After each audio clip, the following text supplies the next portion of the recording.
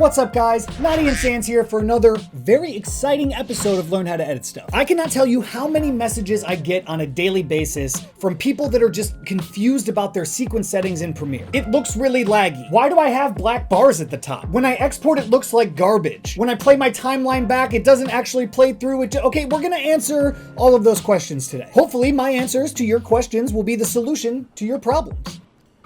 So I'm gonna give you my preferred sequence settings for pretty much everything that you will ever need for any video that you put online ever again. Open up Adobe Premiere because we are getting started. All right, Adobe Premiere's open. We've got nothing going on because we're only gonna be dealing with sequence settings today. Go ahead and hit Control-N on the keyboard to bring up your new sequence panel. And what we're gonna do is just come over here. You can select any one of these for now because we're gonna make custom presets, but you can just come up here and let's just select the RE Cinema one, go 1080, and just select this.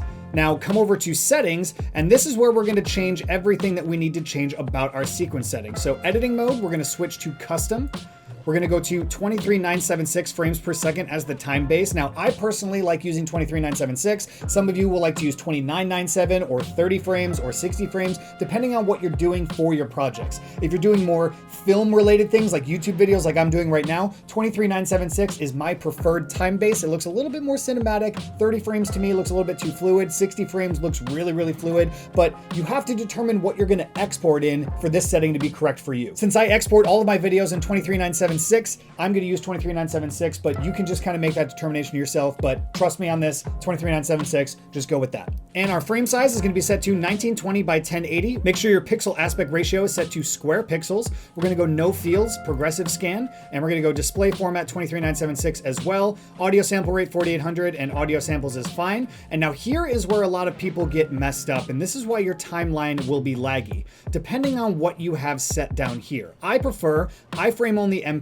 at 1920 by 1080 and leaving these off. You can leave everything kind of like the way it is down here. And guys, take a screenshot of this or write this down. Well, actually you don't need to because we're going to create our own custom settings right now, but this is my preferred sequence setting for 1080 video. So all you have to do is come down here to save preset, and I'm just going to call this 1920 by 1080 23976.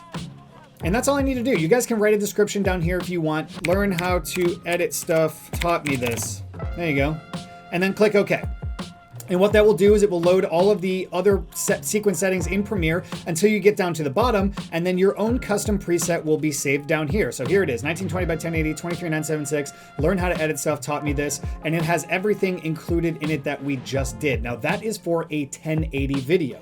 Now for 4K video or UHD, there is a difference. So UHD is 3840 by 2160 resolution. True 4K is 4096 by 2160 resolution. So it's a little bit wider for true 4K, but you know, most cameras will shoot UHD unless you have a higher end camera that can shoot true 4K. So for me, I like to go with UHD format because that's what my camera shoots and that's what the footage that I'm working with most kind of ends up being in. So 3840 by 2160 UHD format. Let's create that preset right now. Again, you can come up and pick any random one, doesn't really matter for this. We're gonna come over to settings and we're gonna switch this back to custom, 23976 frames a second. We're gonna switch this now to 3840 by 2160. And you're gonna wanna make sure that it's still set to 16 by 9. Square pixels, no fields, progressive scan, 23976 time base, audio, yes, iframe only MPEG. You can keep the video previews at 1920 by 1080 as long as you don't plan on using video previews when you export. Not many people do that. I wouldn't worry about that setting right now, but for your video previews, use 1920 by 1080. It'll help things move along a little bit faster for you. So again, save preset. We're gonna call this 3840 by 2160 UHD 23976. Learn how to edit stuff taught me this. Why not? Boom, loads in all your previous sequence settings. And then down here in your custom folder, you will have 3840 by 2160 UHD. Learn how to edit stuff taught me this.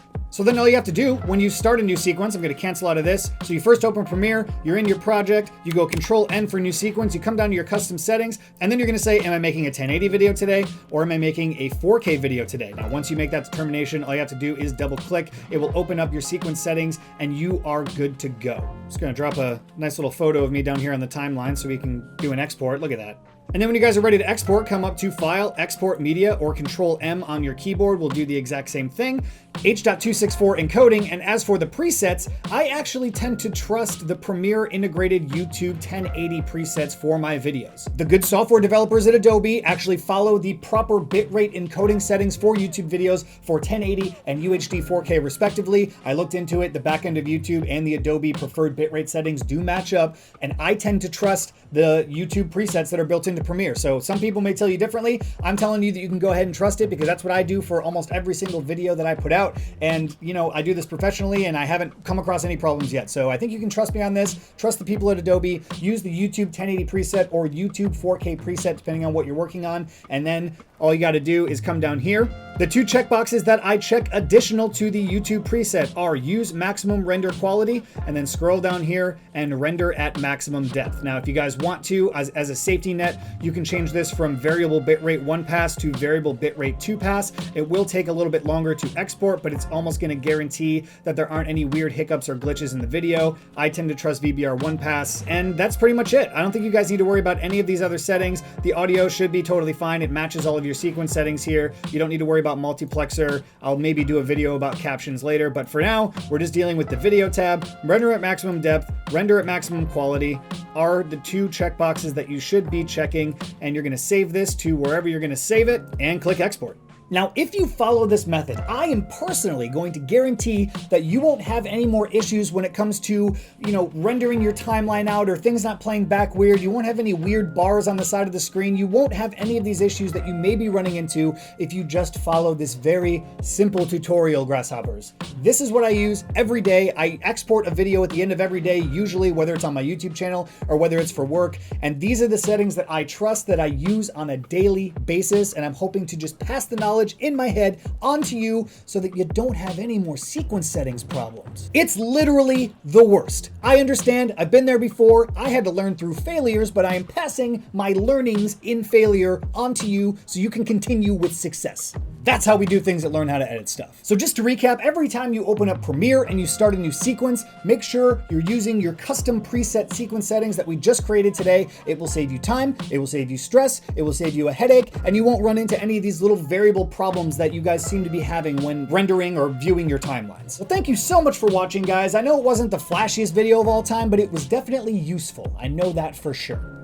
Make sure you subscribe to the channel and also check out the last video that you missed. We do them here weekly at Learn How to Edit Stuff. Every Sunday morning like clockwork, I'm teaching you guys some stuff about editing. Learn how to edit stuff. The name makes sense. I know it. Subscribe. Check out the last video that you missed, and I'll see you next time.